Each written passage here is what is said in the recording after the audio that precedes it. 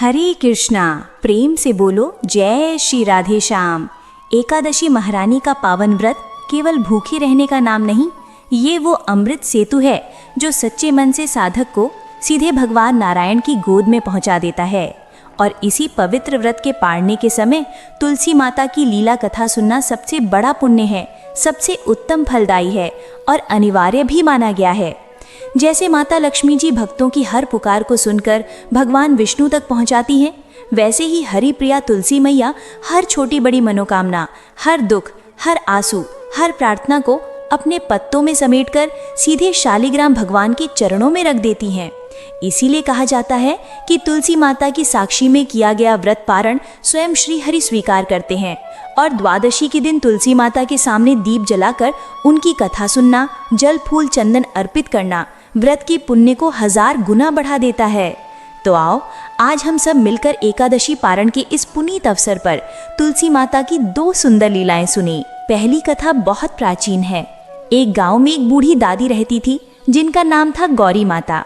वो रोज एकादशी का कठिन व्रत रखती थी और सुबह शाम तुलसी माता को जल चढ़ाती, सींचती और बड़े प्रेम से कहती, हे तुलसी मैया सुख की रानी, मैं तुम्हारा बिड़ला झाड़ती हूँ।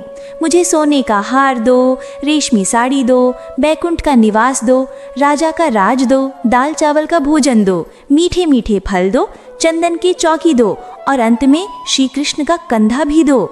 ये प्रार्थना रोज सुनकर तुलसी मैया धीरे धीरे सूखने लगी। एक दिन भगवान श्री कृष्ण ने पूछा, हे तुलसी, तुम क्यों मुरझा रही हो? तुलसी मैया बोली, प्रभु रोज गौरी दादी आती हैं और यही मांगती हैं, सब तो मैं दे दूंगी, पर श्री कृष्ण का कंधा कहाँ से लाऊं? तब भगवान मुस्कुराए बोले, जब वो जाएगी तब मैं स्वयं बालक रूप में कंधा दूंगा, तुम बस उसे बता देना। कुछ दिन बाद गौरी दादी परलोक सिधार गई। गांव वाले अर्थी उठाने आए, पर अर्थी भारी हो गई, कोई उठा न सका। तभी एक 12 साल का सुंदर बालक आया और बोला, क्या बात है, ये भीड़ क्यों लगी है? लोगों ने कहा, एक बूढ़ी दादी चल बसी, पर उनकी अर्थी इतनी भारी है जैसे उनके पाप बहुत हों। बालक बोला, मुझे उनके कान में एक मंत्र बोलने दो, अर्थी हल्की हो जाएगी। फिर बालक ने गौरी दादी के कान में धीरे से कहा, दादी मन की मुराद ले लो, सोने का हार ले लो, रेशमी साड़ी ले लो, बैकुंठ का वास ले लो, राजा का राज ले लो, मीठे मीठे फल ले लो और ले लो श्री कृष्ण का कंधा भी।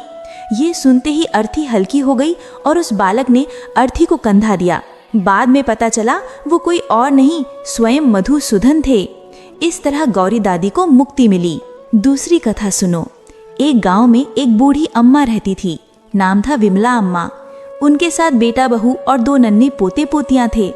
विमला अम्मा रोज एकादशी व्रत रखती, तुलसी मैया की पूजा करती, जल चढ़ाती, दीप जलाती, आरती करती, परिक्रमा करती।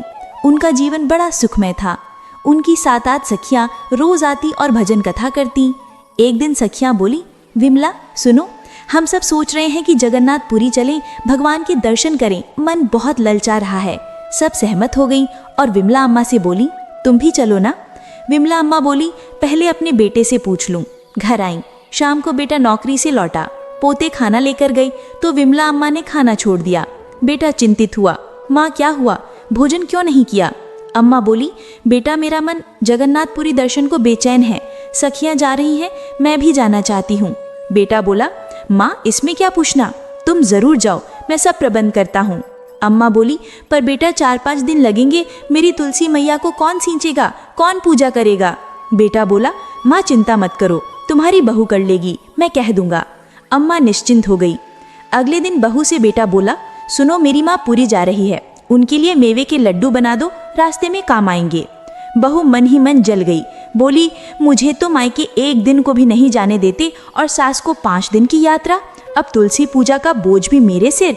बहू ने कुछ नहीं कहा, पर मन में ठान लिया। उसने तुलसी का पूरा पौधा जड़ से उखाड़ा, पीतल की डिब्बी में बंद किया और विमला अम्मा की थैली में रख दिया। बोली, अम्मा ये लो मेवे के लड्डू, रास्ते में खाना। विमला अम्मा ने बहू को खूब आशीर्वाद दिए, दूध नहाओ, पूत फलो, धन से भर जाओ, सुख से रहो, और खुशी खुशी सखियों के साथ पैदल यात्रा पर चल दी। रास्ते में जब सब विश्राम करने बैठे तो विमला अम्मा ने डिब्बी खोली तो उसमें घी के मेवे के लड्डू ही थे। आधा खुद खाया, आधा सबको बांटा। सब बोले, वाह तुम्हारी बहू कितनी अच्छी, कितना ध्यान रखती है। विमला अम्मा मन ही मन बहू की प्रशंसा करने लगी। पुरी पहुंची, शाम का समय था। दर्शन के लिए लंबी लाइन थी। विमला अम्मा मन में प्रार्थना करने लगी, हे जगन्नाथ, मैं दूर से पैदल आई हूँ, एक बार दर्शन दे दो। आंखें बंद की, फिर खोली तो चमत्कार। सबसे आगे खड़ी थी, सामने थे नील माधव, जगन्नाथ जी। डिब्बी खोली तो एक लड्डू और एक तुलसी पत्र बचा था। पुजारी को भोग लगाने दिया। मन में सोचा, मेरा भोग तो साधारण, अमीर लोग महंगे प्रसाद लाए हैं, मेरा कब लगेगा। आँख खोली तो जगन्नाथ जी के हाथ में वही लड्डू और वही तुलसी पत्र था। भोग स्वीकार कर लिया। विमला अम्मा गदगद हो गई। प्रसाद लिया, आंचल में बांधा, सोचा घर जाकर सबको बांटूंगी। बाहर आई सखियां बहुत देर बाद आई। बोली, कितनी भीड़ थी, ठीक से दर्शन भी नहीं हुए।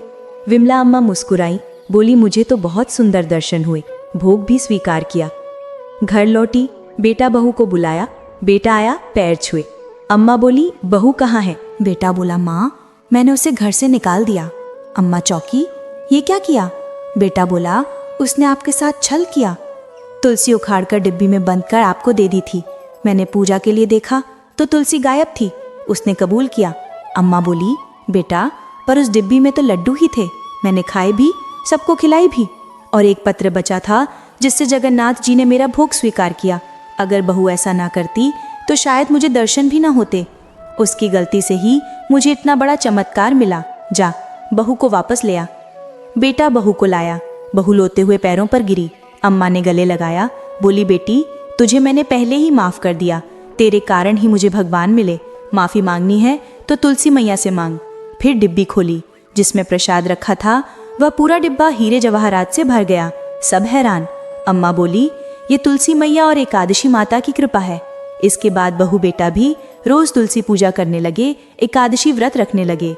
विमला अम्मा ने उस धन से गांव में कुआं बनवाया, गरीब कन्याओं के विवाह कराए, स्कूल अस्पताल बनवाए। जितना दान करती उतना धन बढ़ता। विमला अम्मा जीवन भर तुलसी सेवा करती रहीं और अंत में बैकुंठ गमन किया।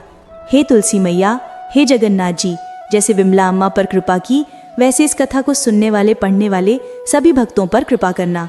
सब मिलकर प्रेम से बोलो, तुलसी माता की जय, जगन्नाथ जी की जय, तुलसी महारानी की जय।